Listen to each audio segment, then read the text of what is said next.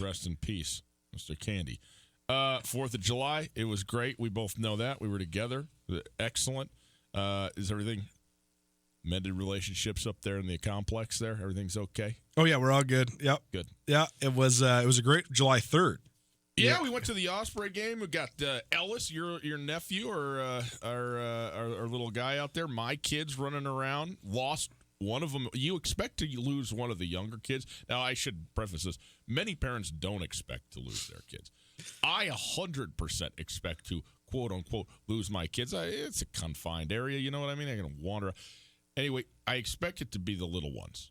Not the oldest one that walks off. But I hope. Speaking of, I hope they're listening. So Tom Serpari, who we work with through SWX, general manager here in town, the television stations, calls me. Hey, do you know where your oldest daughter is? Well, no, Tom, not at the moment. Did she put in an application or what's going on? You trying to hire? Yeah, I'm with her. She's at the bounce house. That is on the extreme right field line. We were on the far left field line near the Jack's Pub down there in the grass area. Yep. She made the full march to the entire other end, and she was not going to the bounce house. She was actually looking for her younger sister, who was with me, and why she did not choose to come. Well, she assumed, probably the kid's not with Dad because Dad's watching baseball. He can't be bothered with keeping up with the kids. It was fun, though. Huge crowd there. Huge crowd, near sellout. 3,500 people, something like that. A walk-off game winner on a much-needed win, really, that sparked the streak here for the Osprey through this long weekend. And you had the fireworks. It was a great 3rd of July we had. The walk-off part was excellent. I also thought it was noticeable that the two managers in the game sort of sensed the moment. It was the biggest crowd in Missoula. For sure. There's the fireworks coming up. I've never seen a bigger crowd never at an Osprey baseball game. Me neither. What was Me neither. Third. And the managers managed the games to win. Yes. Both sides. And a lot of that might sound stupid, but that's not actually the case a lot of times in the Pioneer League because they're trying to develop these guys. So sometimes, say your pitcher's getting shelled or say you have a weird matchup, a weird hitter versus pitcher matchup. You don't necessarily manage it like you would a big league game because you want to see experience. You want to see what this guy can do. If he's got a guy on second and third with one out and he's already given up 2 runs, you're going to leave him in there and let him roll, see what he can do. And they made tactful moves on both sides and it set up a great bottom of the 9th final walk-off, and it was pretty cool for everybody to see it, and then just to roll right in the fireworks, and it was a great fireworks display as well. Yeah. Okay. You can watch on YouTube or on SWX Montana Television if you want to see this man's face. Do it right now. Tutel Nuanez, that's the YouTube channel. Go check it out. Coulter, Kawhi going to the Clippers, which going back a few weeks was, I think, a pretty significant leader in the clubhouse, particularly, when he's kind of made the final, assessment or came out that he had 3 teams, the Lakers, the Clippers, and the Raptors that he was going to talk to. I think a lot of people thought that the Clippers seemed like maybe the best situation for him and going back to Los Angeles and all that. But as I've said repeatedly here, I had no, myself and everyone else has no idea what Kawhi Leonard is thinking about. The fact that you hear, okay, he's going to go to the Los Angeles Clippers, you go, okay, wow, that's big. And then you hear, oh, but he's not going by himself. No. The guy who was am I right in this was Paul? No. After Paul George was 3rd, I think, in the MVP voting this year. He was behind Giannis and some guy who plays in Houston. Averaged a career high 28 points, led the league in steals, first team all defense. And all of a sudden, you look up and you go, they got Paul George and Kawhi Leonard going to the Clippers to meet up with Pat Bev and Lou Williams and let that thing rock and roll in Staples Center in the same locker room as LeBron James and AD.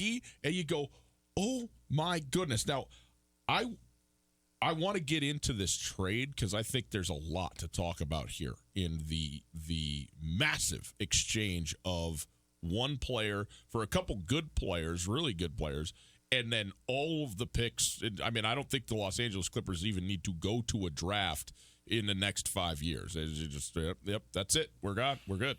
So I want to talk about that aspect of it, but just from the players on this team and specifically the Clippers, because the the Oklahoma City Thunder effectively tapped out for the next year or two at least. But for the Clippers now and what we see in the brand new landscape of the NBA at large, and this is really the final major piece to be set, you think about this what?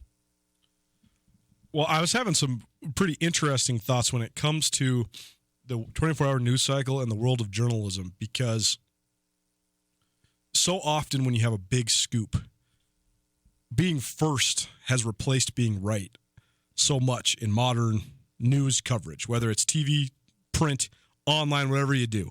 And, you've worked side by side with me while we've broken some pretty big scoops in Montana. Yep. And we always try to do the back end work at Skyline to make sure that it's first and right. But I was thinking about how impressive it is to reach the journalism status of a guy like Adrian Wojnarowski, where you are the one that breaks every scoop. And it's reached this ironic place where I saw no less than 50 tweets from varying reporters saying Kawhi Leonard was going to the Lakers. Kawhi Leonard was going here. He was going there. Stay tuned because Kawhi Leonard is making his announcement. And Adrian Wojnarowski has reached this point of clout where now, instead of being first, he's actually last because he's the only one that's right. So everybody can be first all along the way, but no one believes it until it's Woj. That in itself is incredible that he's been able to attain that status, but it also just shows how much of a secret this truly was. Basically, all we really knew was that Kawhi Leonard wasn't really telling anybody anything. And now it's come out that Kawhi Leonard, that one NBA executive was quoted as saying that Kawhi Leonard has found his voice, which I thought was very interesting. He allegedly recruited Kevin Durant and Kyrie Irving as well, but it was the recruitment of Paul George by Kawhi Leonard that made this happen. If you read through the details of the timeline, Paul George showed up at Sam Presti's house, the general manager for the Oklahoma City Thunder, on July 4th and said, "Hey, we got to talk. You got to trade me." And that's Kawhi Leonard talking Paul George into that. But when this hit, I had just got home, and I'm looking through my feed, and I'm like, is it fake? Is it fake? Maybe this is just another trolling account. Maybe this is just another illegitimate report. And then I see it on The Athletic. And then all of a sudden I see it that Woj has got it. And then all of a sudden it's like, oh, it's real. And then when you just break into the details of the trade, I don't think anybody saw this coming, but I also think that this completely fractures the NBA as we know it. We're going to get into the Oklahoma City Thunder side of this thing, but at the end of the day, the basic NBA fans and the people that just follow the league from a 30,000-foot view are going to – because the Thunder are likely going to trade Russell Westbrook. Yep. And so you're likely going to lose two of probably the 12 or 13 best players in the NBA in the matter of 2 weeks. And on the surface, that looks like such a huge loss. Looks like your franchise is on fire. And in reality, when the dust all settles, Sam Presti's going to have the last laugh because the Thunder were the most stuck team in the NBA. And now they're not.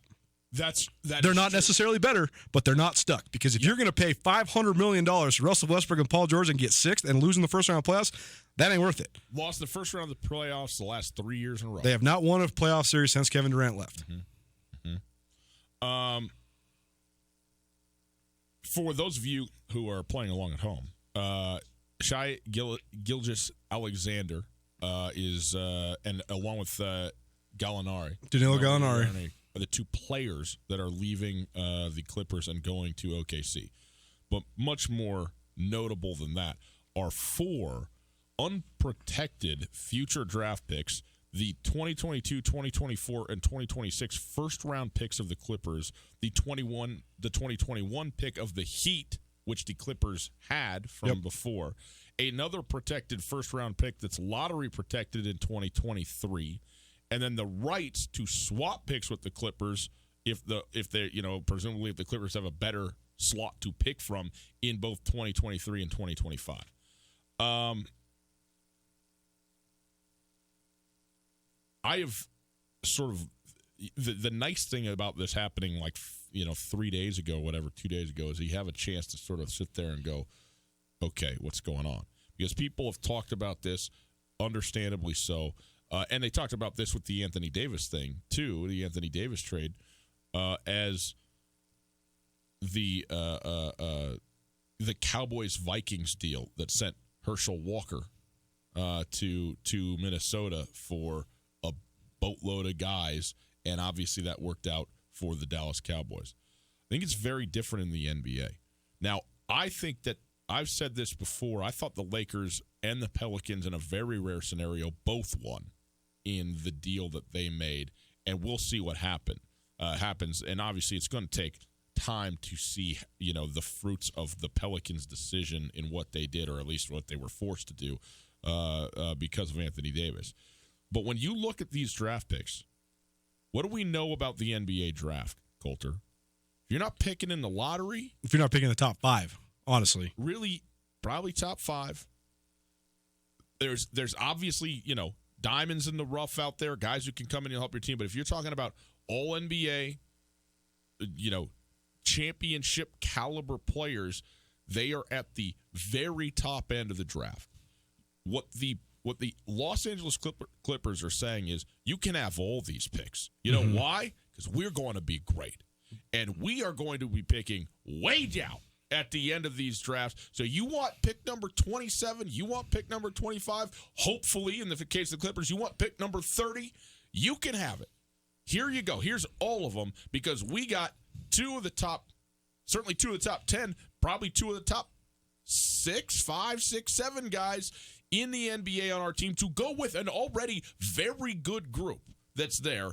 We are going to roll, and so we don't even care about these draft picks anymore relative to that. Now, you get out there, you get out here 6 years down the line in 2026, things are going to look a lot different than they do right now, no question about that, and who knows, maybe that bears some fruit. But I don't think, in 2 years, when the first 2022 pick comes up, these guys are still going to presumably be doing it and doing it very well. And I don't think the Clippers are all of a sudden going to be giving up a top 10 pick in the draft because of this move. This is not going to be like the Nets and the Celtics when they worked that deal for all the old guys walking out the door in Boston. So I think this is a great deal for the Clippers. I think it's a massive risk for the Oklahoma City Thunder. And again, I don't know that Sam Presti had much choice in the matter, to your point, but also, if you want to be optimistic, if you're a Thunder fan, they were stuck. They're not stuck now. They could be terrible. In fact, they almost certainly are going to be a very bad basketball team immediately. Maybe. Depends on who they trade Westbrook for. I don't think it does. Shai Gilgeous-Alexander had one of the best. He was second-team All-Rookie. He probably had, I would say, though, the third-best rookie season in the NBA. The only reason he wasn't first-team All-Rookie is because Trae Young and Luka Doncic had both exceptional rookie seasons. I think Shai Gilgeous-Alexander is a phenomenal prospect. He's only 20 years old. The number one reason that the Thunder are going to trade Russell Westbrook is because Russell Westbrook is scheduled to make $41, $43, and $47 million over the next 3 years. Shai Gilgeous-Alexander is on the books for $13 million total. The difference between those two guys, while pretty large right now, is not large enough to make Shai Gilgeous-Alexander your backup for 3 years and not get something for Russell Westbrook while the iron's hot. Now, who do they trade him for? Because if they trade him to Detroit with a package that includes guys like Reggie Jackson and Andre Drummond, you're right, they're not a playoff team. That team's not making the playoffs. If they trade him to Houston and they get Clint Capella and Eric Gordon, that team's not making the playoffs. That's close. It's borderline. We're gonna do this at the top of the next. Let's do it at the top of the hour because I got a bunch of other stuff. You got your big list, but I got a bunch of other stuff I want to say about this exact, just what this means in the NBA specifically, because I think that the most undertold story of this entire last couple years, honestly, in the league, is that there was a cap spike in 2016 that preceded this now pending TV money, but the right guys weren't free agents at the right time, and the league got broken for a minute. You have guys like Timothy Mozgov signing $80 million contracts and then never playing again. Guys like Tyson Chandler getting $19 million, even though he's almost retired. Guys like Joakim Noah signing an almost max deal to do nothing. It's breaking the economy of the league. Matthew Dellavedova signed for $40 million. Well, it isn't breaking the economy of the league. It's paying guys what they don't deserve because that's what the money is. But the cap spike lasted until it's about to readjust next year, and then the cap will be broader for everybody, and all the other teams will be able to adjust to the luxury tax. What I'm saying is there's a tangible financial reason that the Golden State Warriors were able to sign Kevin Durant. Mm-hmm. That broke the league for a moment.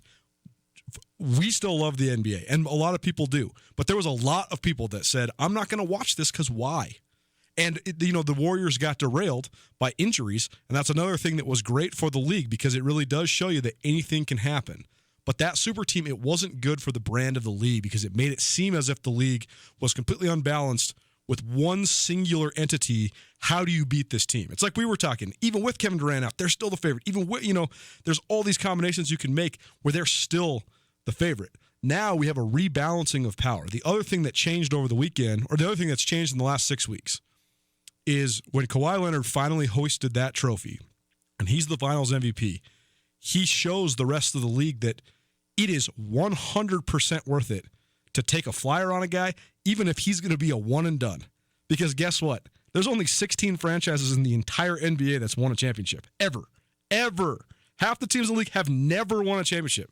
Teams that we're going to talk about at the top of the hour as contenders: the Jazz, the Nuggets, the Blazers. None, zero, never won a championship. I guess the Blazers won one in the post ABA merger when Will Walton was with them. That's right. Yeah. But they haven't won a championship. 1979 was 50 years ago. It was 39 years ago. There's been so many teams that have come close that have never won a championship. So what I'm saying is, you make a run when you can get a chance. Like the Clippers completely mortgaged their future. But the Clippers have never been a true contender. So when you can do it, you have to do it. You absolutely have to do it. I think that's what Kawhi Leonard showed the rest of the league, and the dominoes fell. And now all of a sudden, I think we're going to go into next season with the exact opposite perception of the league, that it is wide open. Wide open. And we'll talk more about that because the list you put together here of twosome/threesomes that are on teams in the league is pretty remarkable. Or very well could be. Tutel Nuanez, 102.9 ESPN Radio. Colter, one last thing on this before we get into the Women's World Cup. But what do you think this – how big an embarrassment is this to the Lakers? A big one, a little one, or not one at all? Well, I actually think that the Lakers filled out their roster pretty darn well, considering, everything that they've gone through the last couple months.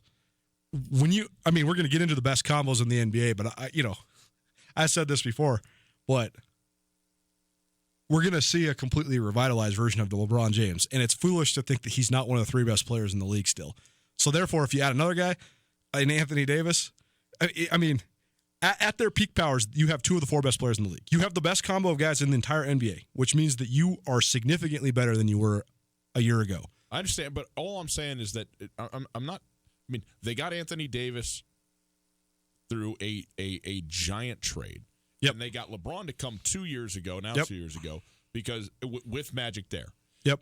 And all of this, just stunning embarrassment and chaos has seemed to ensue and continues to from the LA Lakers, and the Lakers, who have always been the destination for free agents in the league. Yep. And Kawhi Leonard to go, there's three teams I'm interested in. Two of them are in Los Angeles, and he's going to the Clippers.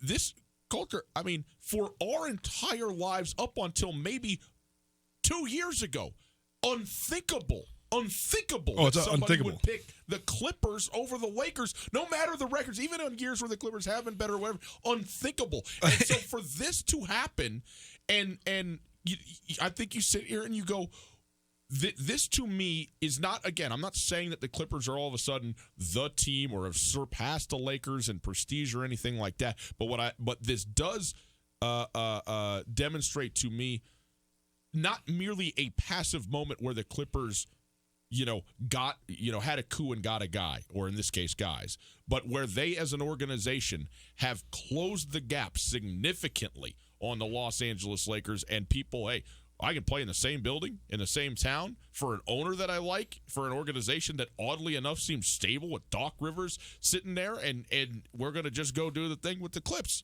What do I care what color the jersey is? And what I say last week, the knowledge that NBA players have about the inner workings of organizations is at a higher level than it ever has been before. 25 years ago, no one knew who any of the general managers in the league were, besides maybe Jerry Krause with the Bulls. That's because of his constant battle with Michael Jordan.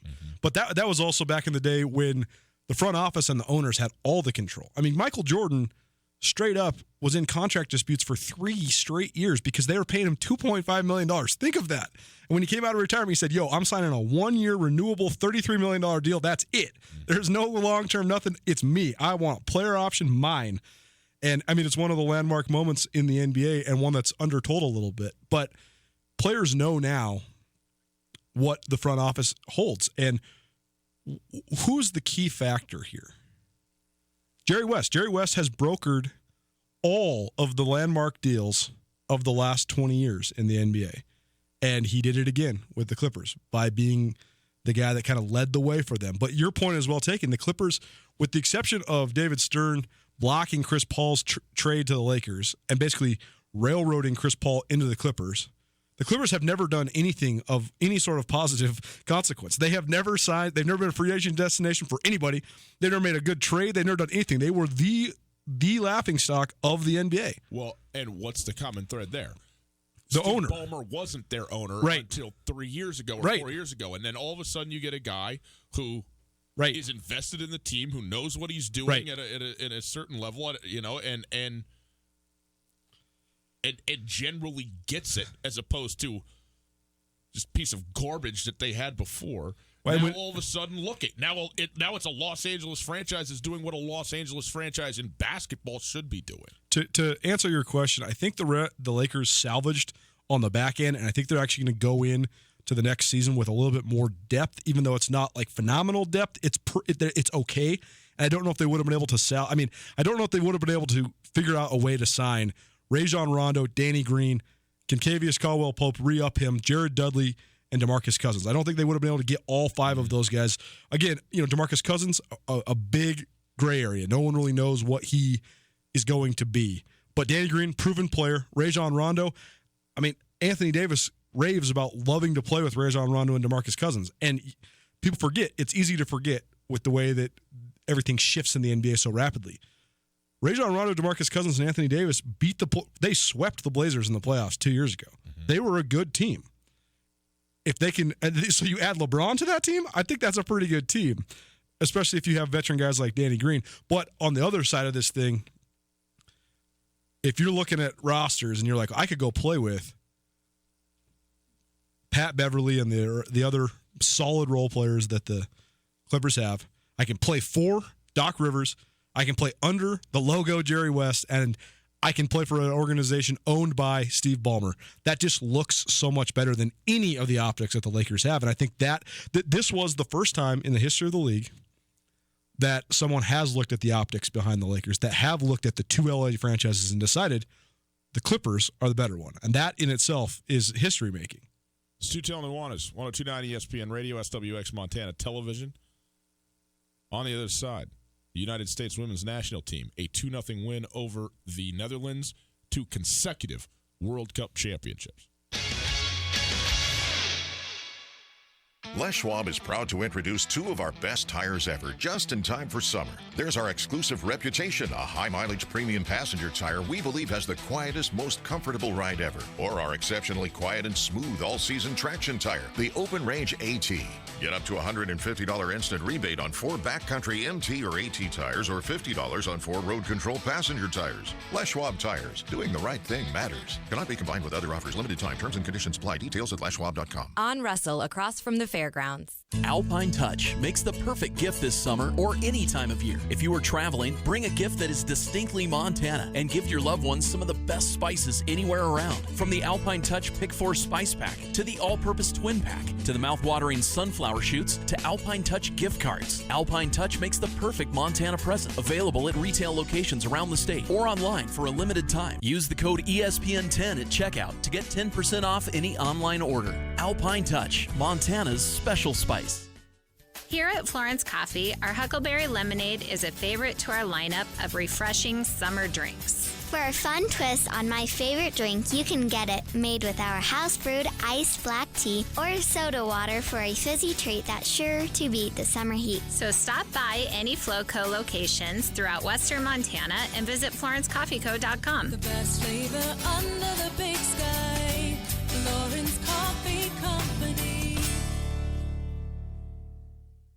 Canyon River Golf Club is a must for any golfer in western Montana. Tucked away in a spectacular setting along the Clark Fork River in East Missoula, Canyon River offers one of Montana's best championship golf experiences. And Canyon River is happy to announce their new fleet of golf carts, which include the Shark Experience, an interactive GPS giving dynamic distances and touchscreen interaction to help you play your best. Plus, with Bluetooth, radio, and surround sound, you can enjoy yourself between holes too. Book online at CanyonRiverGolfClub.com. Missoula's best golf, Canyon River.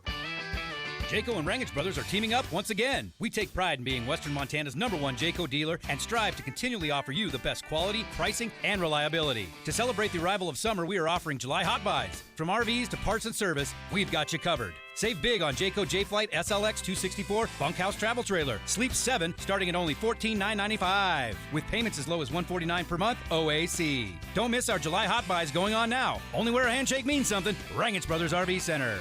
Hey everybody, Ryan Tutel, and I'm here with Josh of the Advocates Injury Law Firm. Josh, there's a lot of lawyers in this area. What makes you different? At the Advocates, we primarily focus on injury cases. That gives us the experience and the knowledge to correctly evaluate your case and work with insurance companies and other attorneys so you get exactly what you deserve to make you whole again. We take really good care of our clients, and we're going to fight for every single dollar you deserve. Call 640-4444 or online at montanaadvocates.com. There are a lot of lawyers. You deserve an advocate.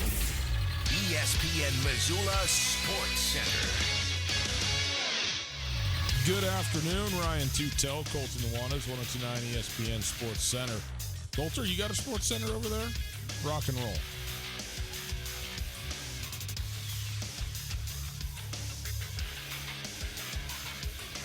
The suddenly red-hot O's scored 2 runs in the top of the 8th inning to tie the game at 6-6, then scored 3 more in the 10th. Kevin Watson's second home run of the night was a 2-run blast in extra innings to prove to be the difference. Missoula completes its rapid 5-game road trip tonight in Billings.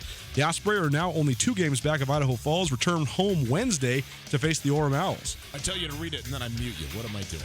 Former Montana State standouts Tyler Hall and Kelvin Blevins made their NBA Summer League debuts over the weekend. Hall, the all-time leading scorer in the history of the Big Sky Conference, played 3 minutes for the Chicago Bulls against the Cleveland Cavaliers Sunday.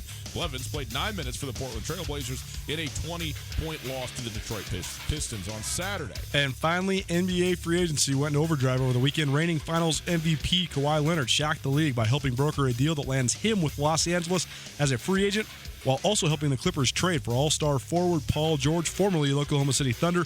That move, plus KD and Kyrie Irving to the Brooklyn Nets, shook up the NBA.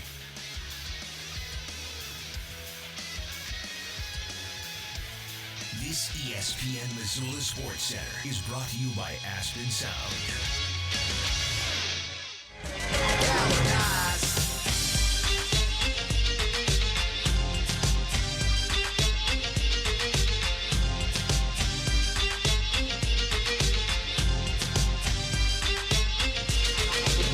U.S.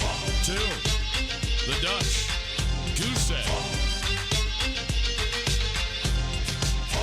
An undefeated. In fact, never trailing the United States Women's National Team as World Cup champions. It is Tutel Nuanez, 102.9 ESPN Radio. We are broadcasting live from the Kurtz Polaris studios. Kurtz Polaris is celebrating their 30th birthday. That's right, 30 years. They're celebrating this month by offering up to 30% off. That's right, 30% off MSRP on select parts and accessories with the purchase of any new Polaris off-road vehicle, Husqvarna and Beta dirt bike, or any Crest pontoon boat. Some restrictions apply. See Kurtz for details. Get to Kurtz Polaris in Missoula and Sealy all month for Kurtz 30-year anniversary sale. You want to track us down on the Twitter machine? Go ahead at Skyline Sports MT, at 102.9 ESPN, and at Gus Tutel, your relevant handles there. Coulter, the Women's World Cup team champions again for a second consecutive time. They tie an all-time record with their 4th overall World Cup championship and joined Germany, the 2003 and 2007 Germans, as the only back-to-back champions, consecutive champions for the Germans and the United States. So an outstanding. Are we good here? Yeah, Tommy's giving me Creed cassette tape. Had to do it right now. Had to walk right in here and do it right here Tommy's in the bored. middle of the segment. Yeah. So anyway, carry on. Thanks. Thank you, Tommy. Usually when Tommy comes in, it's because something's broken. Well, I mean, I would be broken if you put that on right now, I would think. In any case, Megan Rapinoe, excuse me, got to get it right, won the Golden Ball as the top player and the Golden Boot as the top scorer. Top scorer is an objective matter of math. The top player is something like the MVP. She won both of those, scored the first goal of this game in the 61st minute, a penalty in the box, ended up getting her to a penalty box or a penalty shot, which she scored, and the U.S. Scored a second goal as well about 8 minutes later. But Coulter, in the main, I mean, just a dominant run. The women's team never trailed at any point in the entire World Cup. I mean, that is, it's one thing to have expectations, and they certainly did. They were favorites, but to go through and do it emphatically the way they did it, very, very impressive, and a fun game to watch over the weekend to see this championship unfold yesterday. I think they outscored their opponents 26-3 during the tournament. I mean, it was as dominant as you can be. Now, let's be clear. One of those was Thailand. Well, sure. So half of them were Thailand. They still won 13-3 of the other games. They did. I mean, 13-0 that one. They gave up 3 goals the whole time. I mean, the other thing is it wasn't just that they never trailed, but they were in the lead for, I think, all but 27 minutes of the entire tournament because they scored in the first 5 to 10 minutes of every match. Except for the championship, right? Where it was 0-0 at halftime. They had some good looks in the first half, especially later on in that first half. Some very, so first of all, some very good saves by Netherlands, but also some real opportunities for the United States, and they couldn't cash it in. But finally do have the penalty in that early on in that second half. And there's been a ton of great athletes, great female athletes from America and worldwide, but from America for decades. And there's been some that have captured the imagination and captured the hearts of America. And most often it's gymnasts, and then oftentimes it's track stars. But this is no question in my mind the most marketable soccer team, men or women, in the history of this country for sure, and one of the great soccer teams ever. Because when you talk about their dominance, plus the amount of stars that they have, plus the fact that they steadfastly and aggressively took on a political narrative, and I don't want to politicize this segment in terms of what we think of all this, but the fact that they did champion the power of women in such an aggressive but confident, some would say brash, but unapologetic way. I think it was a turning point. I really do. I think it was an amazing moment for equality and for patriotism and for the sport of soccer in general. Because I think that there's all this debate who should make more, the men or the women. I don't think we need to get into that because there's some real revenue numbers that just don't match up, and you don't want to squelch the momentum that these women have made by representing the United States. But I think that this team has so many stars and was so dominant and so appealing to watch, and they did it in their own fashion. I mean, to me, they're among the great national teams to compete on an international stage in the history of American women's sports. They're right up there with that 1996 women's Olympic team that won the gold medal with Carrie Shrug, doing the vault, breaking her legs, still winning, with all the rest of those girls, Dominique Dawes, Dominique Moceanu, that whole team.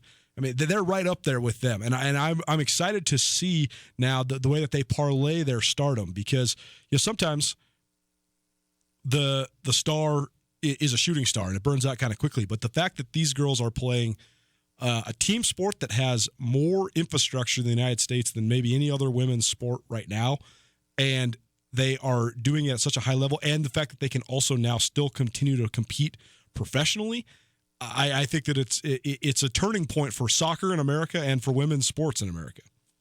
I think that was it 94 that the United States hosted the men's World Cup. Yep. And that men's team went pretty deep. I want to say even maybe the quarterfinals that they made it to in that. And I thought that's the first time that I remember the country sort of rallying around United States soccer. And I thought that group really broke through for the sport itself.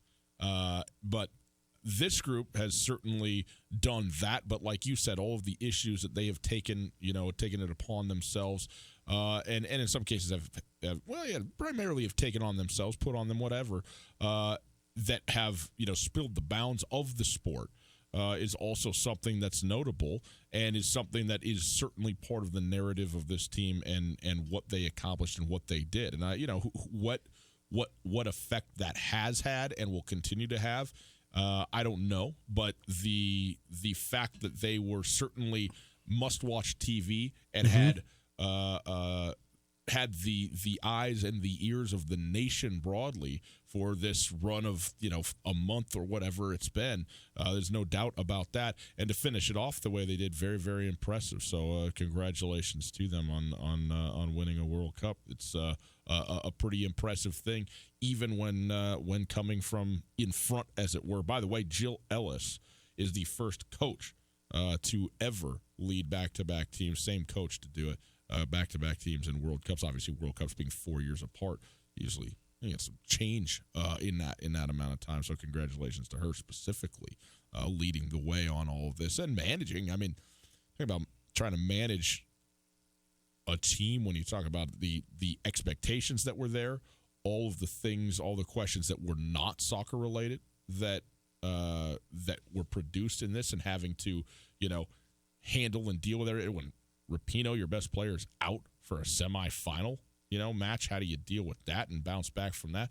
And they were she pushed all the right buttons and seemed to do it all with a tremendous amount of grace, I thought. And so I was very impressed by Jill Ellis, the coach, in this respect. Just the 7th Women's World Cup in history. Yeah. First one was 1991. The United States have won 4. Pretty good. I think that solidifies the U.S. as the dominant soccer nation. And it's fascinating for me to think about the dichotomy between men's and women's soccer, not from the pay scale. That's what everybody wants to talk about right now. We're going to leave that alone for today. In terms